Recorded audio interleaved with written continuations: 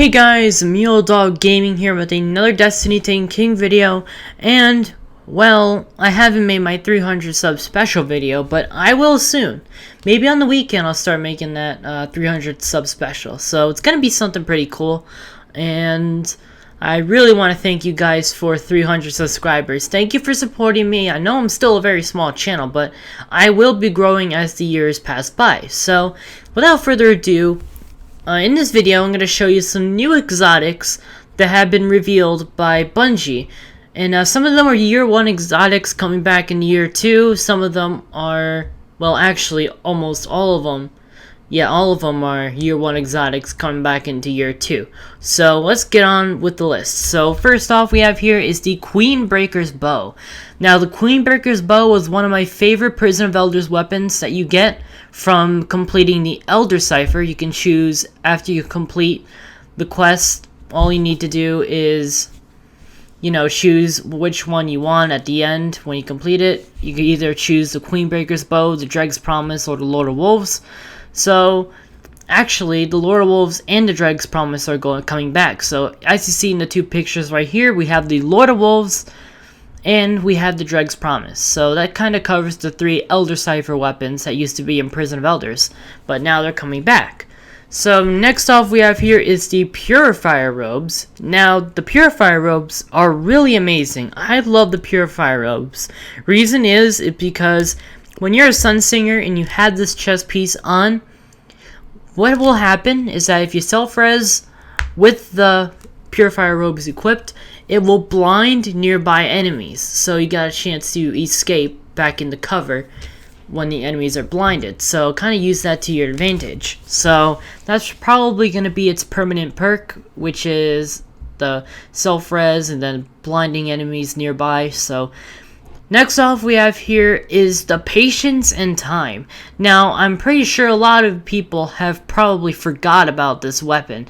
People even forgot this thing even existed, but I sort of forgot about it, but now that it's coming back, people will now soon remember that the Patience and Time was a pretty good sniper.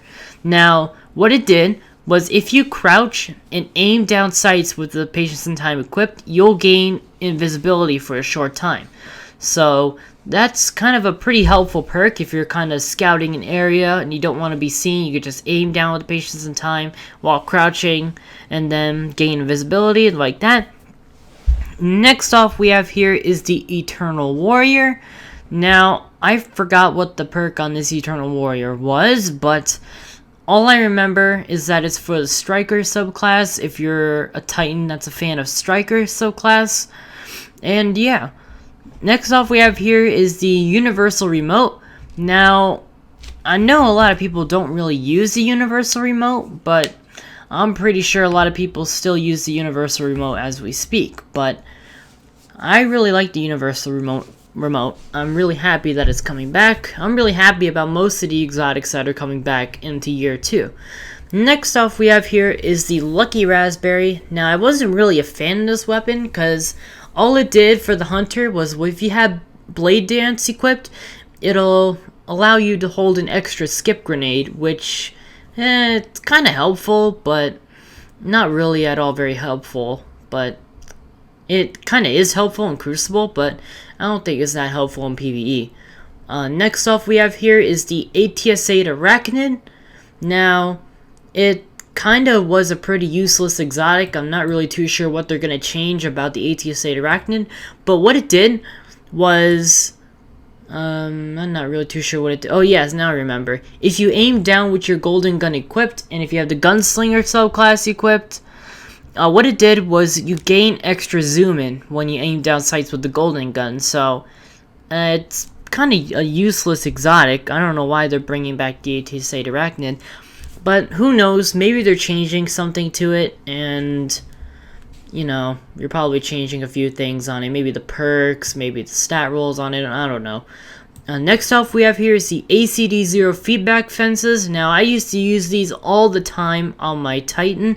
Now, what these things do is if an enemy melees you, sort of like scratches you or shanks you with your knife or something like that, whatever enemy melee attacks you, it'll create a little shockwave that damages enemies nearby.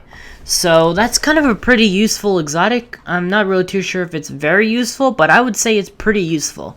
So next off we have here is my very favorite out of all the exotics, the Khepri Sting. Now the Khepri Sting is a kind of an OP exotic. Now what it allows you to do is while you're crouching, you will gain invisibility. Now after you gain that invisibility, if you walk up to an enemy and melee it from the back, it'll do 6 times the amount of melee damage it would do for a normal melee attack. So that's kind of pretty helpful. I really love that exotic gauntlets, and it also has the little beetle on your left arm, kind of showing off. It's like a little beetle strapped to your arm or something. It looks pretty cool. Next off we have here is the Glass House. It is a exotic Titan helmet. Now what this thing allowed you to do is if you have Ward of Dawn equipped on your Titan, which is the Defender subclass, it'll increase the duration of Weapons of Light and Blessing of Light. So this was kind of a useful exotic back in, I don't know, Crota's End, when you have a Titan that's Defender and it has the Glass House equipped. Now that'll allow you to have Weapons of Light, which is really useful for downing Crota back in the day. But now Crota's End is kind of, no, actually, Crota's End and Vault of Glass are not obsolete. Now I'll go into more detail about that in my next video. So the Glass House was really helpful. I cannot wait for this thing to come back into year 2.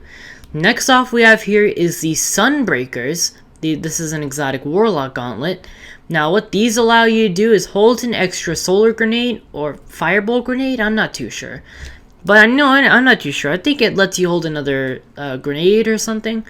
I'm pretty sure it holds an extra grenade, but correct me if I'm wrong in the comments. But I don't really remember most of these exotic perks. But anyways, the Sunbreakers were actually kind of a crap exotic because you can only hold an extra certain amount of grenade, but it was kind of useful in PvP, I suppose. But I don't really play PvP that much. I'm more of a PvE type of person. And last but not least, we have the Dreg's Promise, which I mentioned before. And wait a minute, I've already gone over the Dreg's Promise. What am I talking about? But anyways, I'll be on my ass working for, I don't know, maybe a few hours on the weekend. Look, you know, trying to get my thing to work. I'm just gonna leave it as a surprise for my 300 sub special. So I'm gonna be working my ass off trying to set everything up and making sure everything's okay. My face is alright. I don't look lopsided. So don't judge me when you see my face. So if you guys, well, damn it, I kinda did just give it away. So I'm just gonna tell you, I'm gonna do a face reveal for my 300 sub special. So don't judge me. Don't judge my face or anything. But if you do, I kinda understand. But if you guys enjoyed the video, please leave a like, comment, and share the video. And if you're new to the channel, please be sure to subscribe. And I'll see you later with more videos to come.